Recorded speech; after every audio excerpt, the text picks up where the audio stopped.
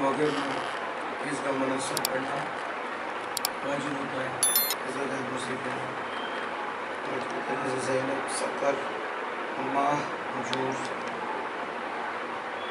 انہیں کہ وہ علم یقل المانوی ثلاثی اگر مانوی ثلاثی نہ ہو تو ساکن الاوسط درمیانہ والا ساکن نہ ہو اور اجمی نہ ہو یا جمعن ہو تو اس کا غیر مصیب ہونا واجب ہوتا ہے. کہا تھا کہ علی سمان بھی یہ شرط ہے لیکن اس کا غیر مصیب ہونا واجب نہیں. ہاں اب واجب ہے جب یہ شرائط پائی جائے. کہتے ہیں کہ اگر یہ ثلاثی ہو درمیان والا ساکن ہو اور اجمی بھی نہ ہو تو بھی جب موسیقہ منصوب کرنا جائے. اگر درمیان والا متحرک ہو اور پھر تین حرف ہوں اور یہ اجمی بھی نہ ہو تو لہذا یہ غیر منصرف ہو جائے گا اور غیر منصرف اس کا پڑھنا واجب ہو جائے گا. اسی طرح تین حرف ہوں درمیان والا ساکن ہو لیکن اجمی ہو عربی نہ ہو ایک شرط نہ پڑی جائے تو پھر بھی اس کا غیر منصرف پڑھنا واجب ہو. اور اگر تین حرف ہی نہ ہو تین سے زائد ہو تو پھر بھی اس کا غیر منصرف پڑھنا یعنی یہ جو کہا کہ تین والا ہو درمیان میں ساکن ہو اور عربی ہو ان میں سے ایک شرط نہ پائی جائے تو وہ کیا ہو جاتا ہے غیر منصرف ہو جاتا ہے. کیوں کہتے ہیں لِأَنَّ وجود احد هذه الامور الثلاثه يخرج المعنوی عن الخفة بثقله. کیونکہ ان تینوں اموروں میں سے کسی ایک کا پایا جانا یہ خفت سے معنوی کو نکال دیتا ہے. کیا کر دیتا ہے؟ نکال دیتا ہے ثقل کے ساتھ. تو ثقل کی طرف لے جاتا ہے. اس کی طرف ثقل کی طرف. اگر ان تینوں اموروں میں سے کوئی ایک امور نہیں ہوگا تو آپ سمجھ جائیں کہ معنوی اب خفت سے نکل گیا. معنوی خفت سے نکل گیا اب ثقل آ گیا. جو میں نے بتایا کہ ایک امر نہ ہو وہ ایک دو تین چیزیں بیان کی شرطیں ان میں سے ایک نہ ہو تو غیر منصرف ہو جائے کیونکہ وہ پہلے خفت تھی تین تھے اس میں خفت تھی. جب ان تینوں میں سے کوئی ایک کا وجود ایک نکل جائے ایک شرط نہ پائی جائے تو پھر معنوی کو خفت سے نکال دیتا ہے اور معنوی ثقیل ہو جاتی ہے.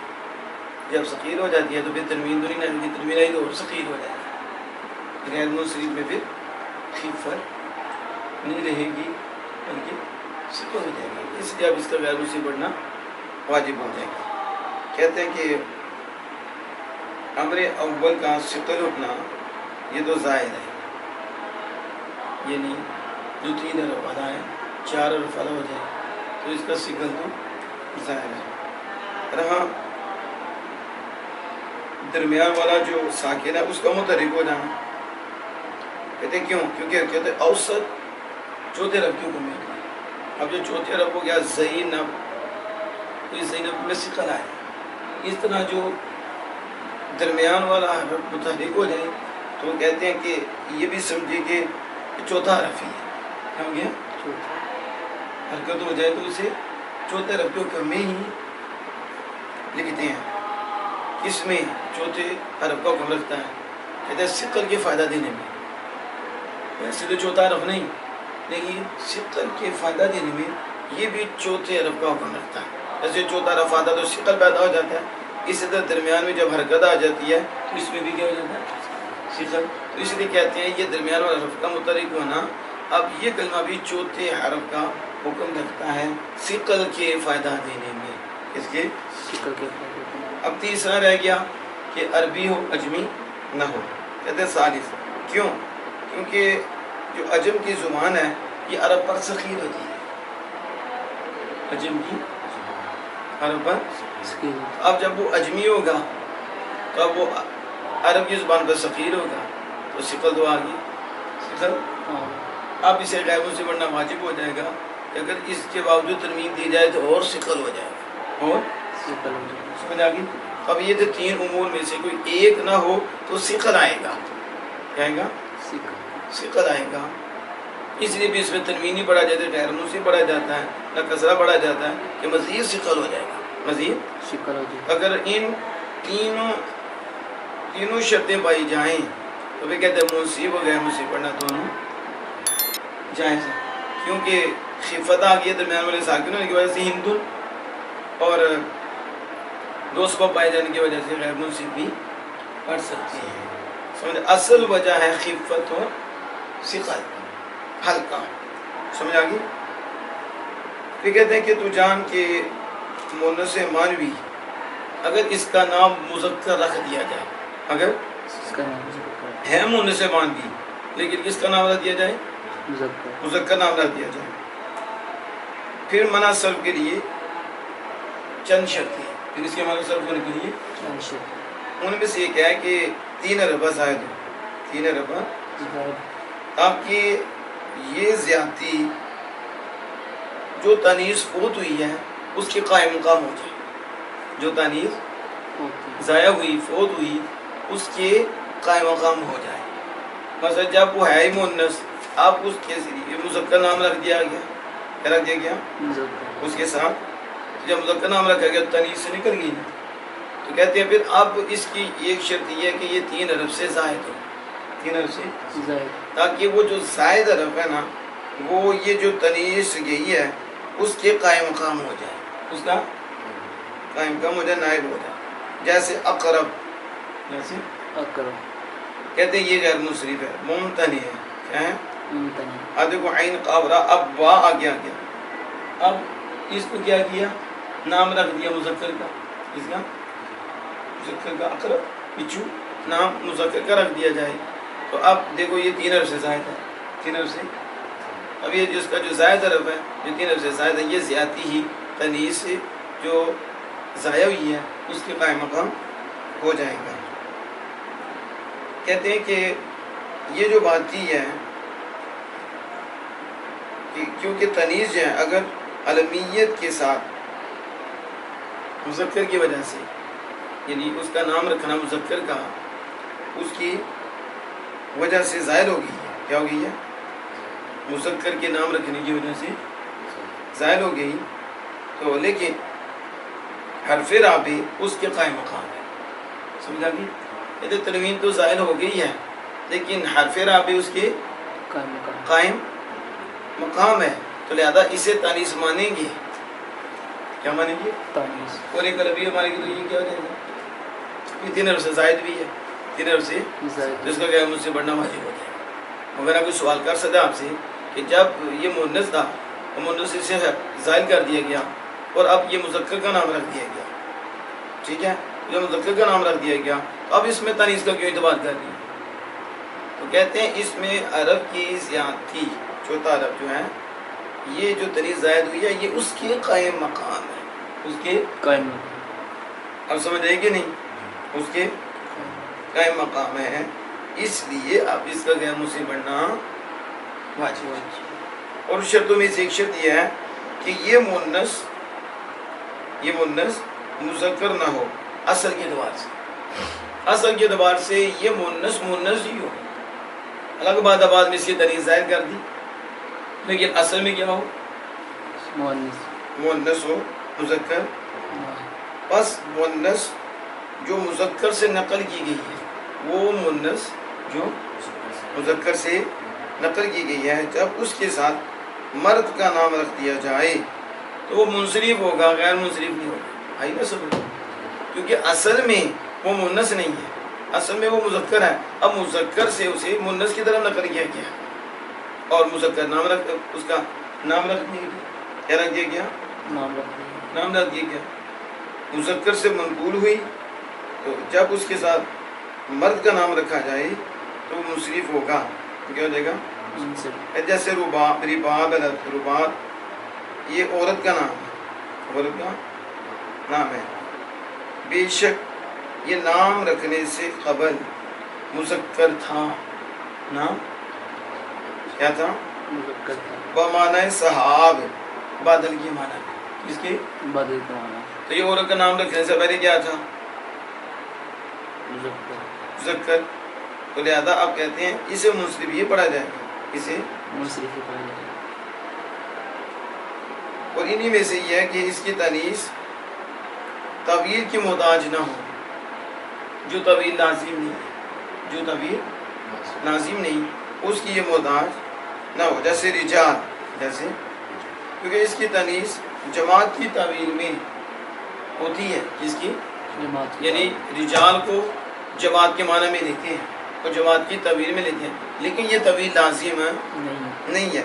تو ایک شرط یہ ہے اس کے غیر منصرف پڑھنے میں کہ یہ طویل غیر لازم کی محتاج نہ ہو. تانیث طویل غیر جیسے رجال تعبیر کرتے ہیں جماعت کی، لیکن یہ طویل کرنا لازم نہیں ہے. تو بس جب اس کے ساتھ مذکر نام رکھا جائے تو یہ بھی منصرف ہی ہوگا. یہ بھی منصرف ہی. منصرف ہی ہوگا. اور اسی میں سے ایک شرط یہ ہے کہ اس کا استعمال معنی حتمی کے مطابق، معنی اپنے کے مطابق اس کا استعمال غالب نہ آئے. اس کے معنی جنسی کے ساتھ مذکر میں، اس کے معنی جنسی. یعنی معنی جنسی کے مطابق اس کا استعمال مذکر میں غالب نہ آئے.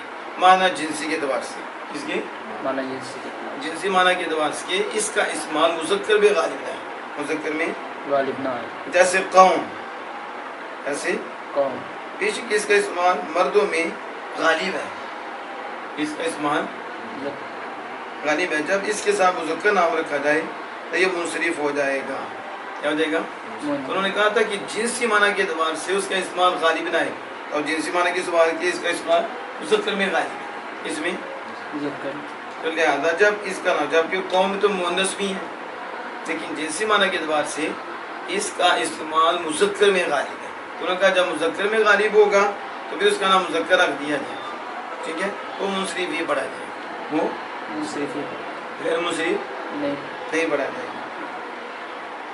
آگے دیکھیں، الف مقصورہ جیسے حبلہ، والف ممدودہ، الف ممدودہ تھی یعنی پیچھے تھے، والتانیث بالالف المقصورہ تھی والممدودہ تھی. الف مقصورہ جیسے حبلہ، الف ممدودہ جیسے حمرہ. ممتنع صرفہما، ان دونوں کا منصرف پڑھنا ممتنع ہے البتہ. کیوں؟ لأن الالف قائما مقام السببین، کیونکہ الف دو سببوں کے قائم مقام ہے. التانیث واللزوم، ایک تانیث ہے دوسرا لزوم تانیث ہے. ٹھیک ہے، کہتے ہیں ممتنع ہر وقت میں، یہ ہر وقت میں ممتنع ہے. کیوں؟ اس لیے کہ الف قائمۃ مقام السببین، الف قائمۃ، الف دو سببوں کے قائم مقام ہے. تو آگے کا البتہ، یہ مفعول فی ہے. البتہ کیا ہے؟ یہ قول ممتنع، اس کے قول ممتنع سے، اسے ممتنع سے کہتے ہیں بلا شبہ اقیم الالف مقام سببین، الف کو دو سببوں کے قائم مقام کر دیا گیا، ایک تانیث اور دوسری کلمہ کو اس کا لازم ہونا. یہ کیا ہے؟ الف کو ہی دو سببوں کے قائم مقام کیا نا. الف تانیث کا ہے، دوسرا یہ جو الف تانیث کا ہے اس کا کلموں کو لازم ہونا، یہ دوسرا سبب. یہ دوسرا سبب. ایک ہی الف ہے اور دو سببوں کے قائم مقام، ایک تانیث کا اور دوسرا کلمہ کو اس کا لازم ہونا کہ یہ کلمہ سے جدا نہیں ہوتا، کلمہ سے جدا نہیں ہوتا. یہ دوسرا سبب. اس اعتبار سے کہ لا ينفك عنها بحال، یہ کسی حال میں بھی کلمے سے جدا نہیں ہوتا. کسی یہی لزوم دوسرا سبب ہے. الف کا کلمہ کو لازم آنا دوسرا سبب ہے. بس اس لزوم کو دوسری تانیث کے مرتبہ میں کر دیا گیا. کس کی؟ سمجھو کہ دو تانیث ہیں، کتنی ہیں؟ دو تانیث. تو دوسری تانیث کے مرتبہ میں اسے کر دیا گیا ہے. بس تانیث اس میں مقرر ہوئی. کیا ہوئی؟ مقرر. یعنی دوبارہ تانیث ہے، دوبارہ تانیث ہے. اور دو سبب جو ہیں، اب یہ کوئی سوال کرے گا اب تانیث دو آ گئی تب یہ کیسے غیر منصرف ہوا؟ ایک سبب تو تنیس ہو گیا تو دوسری بھی آپ کہتے ہیں تنیس ہی ہے، تکرار ہو گیا. تو اب جو ہے ایک اور سبب ہونا چاہیے تھا اس کے علاوہ. تو اس کا جواب یہ ہے کہ جو دو سبب کہے ہیں وہ زیادہ عام ہیں کہ وہ دو سبب ایک ہی جنس سے ہوں یا دو جنسوں سے کسی ہوں. ہاں یہ نہیں ہے کہ وہ سبب دو جو ہے ایک ہی دو ہی جنسوں سے ہوں، دو ہی کہتے ہیں وہ دو جنسوں سے ہوں یا ایک جنس سے ہوں. یہاں سبب جو ہے نا سببات یہ زیادہ عام ہے، یہ زیادہ عام ہے. تو اب یہاں ایک ہی جنس کے دو سببات ایک ہی تو لہٰذا یہ منع صرف کے خلاف نہیں ہے. کہتے ہیں اگر تو کہے داربتن، جب اس کے ساتھ نام رکھ دیا جائے تو اس کو بھی تا لازم آ جاتی ہے. دیکھو داربتن میں تا نہیں اس کے ساتھ تا لازم آتی ہے. تو مناسب ہے کہ یہ بھی غیر منصرف ہو علمیت کے بعد. جب نام رکھ دیا تو علمیت ہوگی نا، اور یہ تنیس بھی اس کو لازم آ رہی ہے. تو بھی کہتے ہیں یہ مناسب ہے کہ یہ بھی علمیت کے بعد کیا ہو جائے غیر منصرف. تو کہتے ہیں کہ تنیس بالتا ولزوم، یعنی یہ دو سبب پائے گی اس میں. تنیس داربت میں تنیس آئی کہ نہیں، اور ساتھ کیا ہے تنیس لازم ہی ہے. ہم کہیں گے ان تا عارضتن، یہ تا عارضی ہے، یہ تا عارضی ہے. یہ دو سببوں کے قائم مقام نہیں، اگرچہ یہ علمیہ کو لازم ہو گئی ہے، علمیہ کو لازم لیکن تا عارضی ہے. تا عارضی تو تا عارضی تا دو سببوں کے قائم مقام نہیں. لیکن یہ الف کے حد کو نہیں پہنچی تھی، الف کی تعریف کو نہیں پہنچی، وہ الف جو لزوم پر وضع کیا گیا اس پر لزوم پر نہ کہ عروض کے لیے. تو یہ جو ہم کہتے ہیں حبلا میں جو الف ہے یا حمرہ میں جو الف ہے یہ وضعی لزوم کے لیے کیا گیا ہے، یہ عارضی کے لیے وضع نہیں کیا گیا. جبکہ یہ جو آپ تا کہہ رہے ہیں داربتن میں یہ تا علمیہ کے بعد اس کو لازم ہو گئی ہے، اس کو یہ تا عارضی ہے اگرچہ دو سبب ہو گئے تا اور لزوم تا یہ تنیس، پھر بھی یہ غیر منصرف نہیں ہوگا کیونکہ غیر منصرف میں اس الف کو لیا جا رہا ہے جو تنیس کے لیے لازمی ہے. تو جس کو وضع کیا گیا ہے لزوم کے لیے نہ کہ عرض کے لیے، نہ کہ وہ عارضی. کہتے ہیں بلا شبہ غیر منصرف تانیث کے لیے ہوگا، کس کے لیے؟ تانیث کے لیے اور تعریف کے لیے. کس کے لیے؟ تعریف، غیر منصرف تانیث کے لیے اور تعریف کے لیے.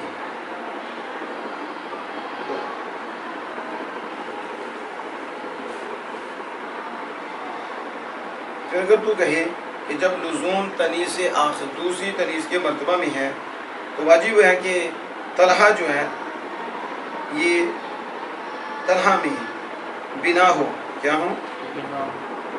کیونکہ اس میں تین سبب پائے جاتے ہیں. اس میں یعنی انہوں نے جب کہا کہ جو لزوم ہے یہ دوسری تنیث کے مرتبہ میں ہے، یعنی تنیث کا لازم آنا یہ کتنے مرتبہ میں ہے؟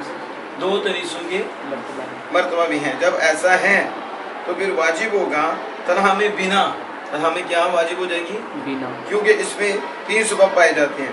جیسا کہ بنا میں بھی حضار، اس میں بھی تین سبب پائے جاتے ہیں، اس میں بھی. تو اب اسے بنا ہونا چاہیے. تین سبب کیا ہیں؟ علمیت، تانیث اور عدد. علمیت تو آپ نے یہ وزن پڑھ لیا تھا عدد کا 6 وزنوں میں ایک یہ بھی ہے. تو اب یہ وزن فعل عدد کا بھی وزن پایا گیا، عدد بھی پایا گیا، اور علمیت بھی ہے، ادا اور تانیث بھی ہے. تو کتنی ہوگی؟ اب ہمیں بھی دیکھ لیں تو ہاں اس میں بھی دیکھیں تو اس میں بھی کتنی چیزیں پائی جا رہی ہیں؟ 3. اس میں علمیت بھی ہے اور تانیث لفظی بھی ہے اور تانیث کا اس کو لازم ہونا بھی ہے، تانیث کا لازم ہونا بھی ہے. تو پھر یہ کتنی ہوگی؟ 3. کتنی ہوگی؟ 3. تو کہتے ہیں کہ یوں ہی علمیت اور تانیث لفظی اور لزوم یہ علمیت سے مستفاد ہو رہا ہے. کس سے حاصل ہو رہا ہے؟ علمیت سے. یہ تانیث کا لازم ہونا. ہم کہیں گے یہ لزوم دونوں الفوں میں وضعی ہے. پھر بات ہے کہ اب آپ جو کہتے ہیں طلاق میں تو اب یہ بھی 3 سبب بن کے اسے بنا بنا دیا جائے. کہتے ہیں ہم کہتے ہیں کہ جو تنیز کی بات کی تھی وہ دونوں الفوں میں وضعی ہے. کس میں؟ الفوں میں اسے وضع کیا گیا ہے لزوم کے لیے. الفوں میں کس میں؟ الفوں میں. اور تا میں طاری اور عارضی ہے. جب تا میں تنیز لازمی آئے گی تو ہم اسے کہیں گے یہ عارضی اور طاری ہے. ٹھیک ہے؟ طاری ہے. یہ وضعی نہیں ہے. یہ وضعی نہیں ہے. بس اس کا لزوم دوسرا سبب اس کے لزوم کے لیے دوسرا سبب نہیں ہوگا. اس کے لزوم کے لیے دوسرا سبب نہیں ہوگا کیونکہ یہ علمیت سے پیدا ہوا. جیسے طلحہ اور پیچھے داربۃ میں بھی علمیت کے بعد ہی وہ تنیز کو لازم تھا اور ادھر بھی طلحہ میں بھی علمیت کے بعد ہی ہوا ہے. تو لہٰذا یہ دوسرا سبب جو علمیت سے پیدا ہوا ہے وہ نہیں چلے گا. یہ طاری اور عارضی ہے. ہم دونوں الفوں میں وضعی کی بات کر رہے ہیں کہ دونوں الف جو تنیز کے ہیں یہ تنیز کے لیے ہی لزوم کی تنیز کے لزوم کے لیے وضع کیے گئے ہیں. یہ عارضی نہیں ہے. اس کی سمجھ آ گئی؟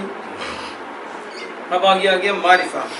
اما المعرفۃ فلا یعتبر فی من صرف من الا العالمیۃ. کہتے ہیں معرفہ کے منصرف ہونے میں اسباب منصرف میں سے معرفہ کے منصرف ہونے میں اعتبار نہیں کیا جاتا مگر علمیت کا. یعنی علمیت کا اعتبار کیا جاتا. معرفہ خود سبب نہیں بنتا جب تک اس کے ساتھ علمیت نہ ہو. علمیت ہوگی تو معرفہ سبب بنے گا. مگر زید معرفہ ہے, زید معرفہ اور علمی بھی ہے. اگر علمیت کے علاوہ اس کو سبب مان لیا جائے تو علمیت ایک سبب اور زید دوسرا سبب. یہ غیر منصرف ہونا چاہیے. تو غیر منصرف نہیں پڑھتے, غیر منصرف نہیں پڑھتے. کیوں؟ اس لیے کہ معرفہ خود سبب نہیں ہے. معرفہ علمیہ کے شامل کیا سبب, اس لیے علمیہ شرط ہوگی معرفہ میں سبب بننے کے لیے. سمجھ آ رہی ہے؟ کہتے ہیں مراد معرفت تعریف ہے. معرفہ سے کیا مراد ہے؟ تعریف ہے. جب معرفہ کئی قسموں پر ہے, دیکھیں نا ذات ہو رہی ہے. معرفہ سے مراد کیا ہے؟ تعریف. تو معرفہ کی کئی قسمیں ہیں. کتنی قسمیں تھی آپ نے پڑھی؟ 7 قسمیں. تو منع صرف میں صرف علمیت کا اعتبار کیا جاتا ہے. اس لیے آگے کہا کہ معرفہ تو منع صرف ہونے میں اس کے سبب میں سے صرف علمیت کا اعتبار کیا جاتا ہے مگر نہ تو اور بھی تعریف ہے.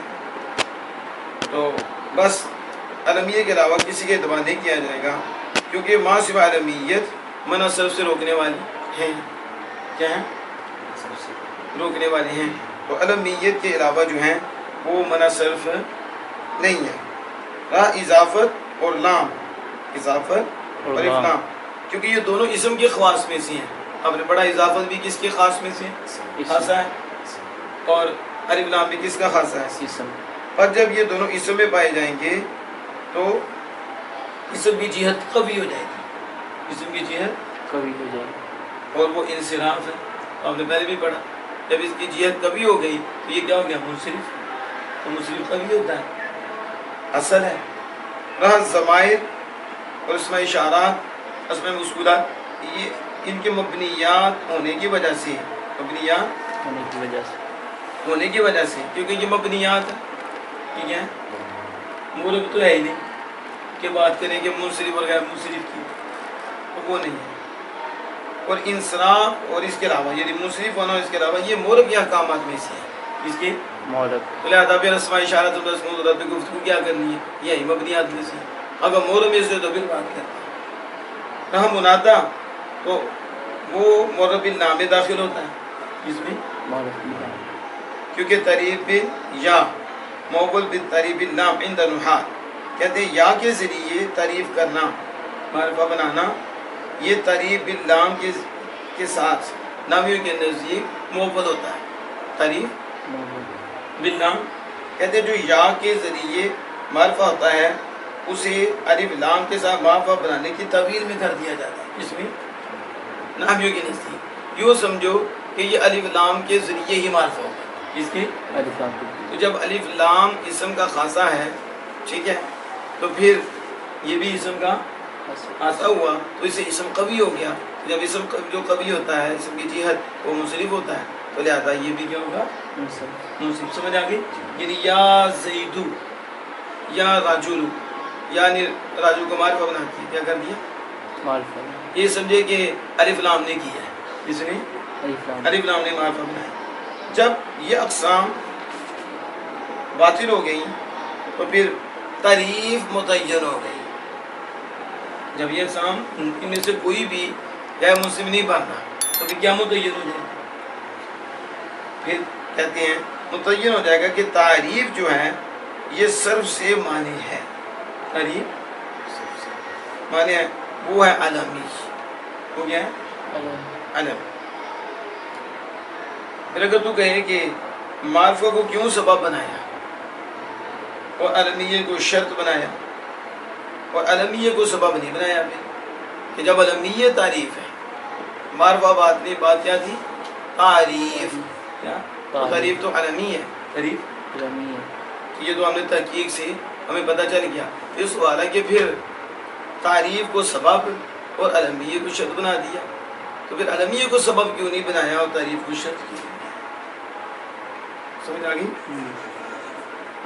تو کہتے ہیں ہم کہیں گے اسباب منصر سارے کے سارے فروع ہیں، اسباب منصر یہ اصل نہیں ہے۔ عدل مدول عنہ کی فرع، یعنی جس سے اسے نکالا گیا اس کی فرع بنے گی۔ مثلا آپ کو انہوں نے کہا عامر مانا تو عامر سے عمر کر دیا تو عامر ہی مدول عنہ بنا نا، اور ظافر سے ظفر مان لیا گیا تو ظافر مدول عنہ بنا جس سے نکالا گیا۔ اور ثلاثو مسلاسو ثلاثتن، ٹھیک ہے، تو وہ مدول عنہ بن گئے۔ اخرو وہ جو آخرو اور جمعہ یہ بھی تو اسی سے جمعون سے مدول عنہ وہ مدول عنہ ہو گیا، ٹھیک ہے۔ تو پتہ چلے یہ ساری فروع ہیں، یہ ساری عدل، تو بس مدول عنہ اس کی فرع، وصف موصوف کی فرع، وصف تابع کی اصل ہے، تابع تو وصف موصوف کی فرع، اور موصوف نہیں تو وصف کہاں سے ہوگا؟ سمجھ آ گئی؟ اور اجماع عربیت کی فرع، عربیت اصل ہے، اجماع کیا اس کی فرع ہے۔ اور ترکیب افراد کی فرع ہے، اگر افراد ہی نہیں تو ترکیب کہاں سے آئے گی؟ دو مفرد ملیں گے، تو جو ترکیب ہے وہ بھی فرع ہے کس کی؟ افراد کی۔ اور تانیث یہ مذکر کی فرع ہے، مذکر اصل ہے اور یہ اس کی فرع ہے۔ جب کام یوں ہی ہے تو پھر علمیت اور تعریف دونوں ہی تنکیر کی فرع ہے، علمیت اور تعریف دونوں ہی نکرہ کی فرع ہے اور نکرہ اصل ہے۔ تو بس ہر ایک ان میں سے سبب کی صلاحیت رکھتا ہے، ان میں سے، مگر معرفہ کا فریت ہونا اور معرفہ کا فرع ہونا، معرفہ کا فرع ہونا نکرہ کے لیے یہ علمیت کے فرع ہونے سے زیادہ ظاہر ہے، علمیت کے فرع ہونے سے۔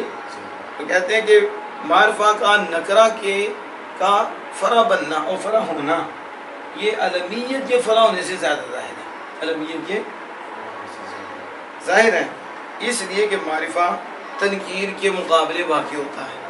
جب آپ معرفہ بولتے ہیں تو دوسرے تنکیر کہتے ہیں معرفہ نکرہ، تو معرفہ کس کے مقابلے واقع ہوتا ہے؟ تنکیر۔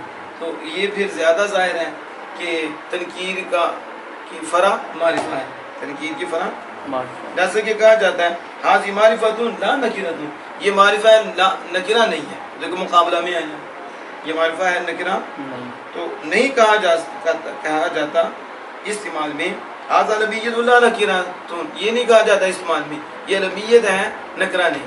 تو پتہ چلا کہ معرفہ نکرہ کے مقابلہ میں آتا ہے، معرفہ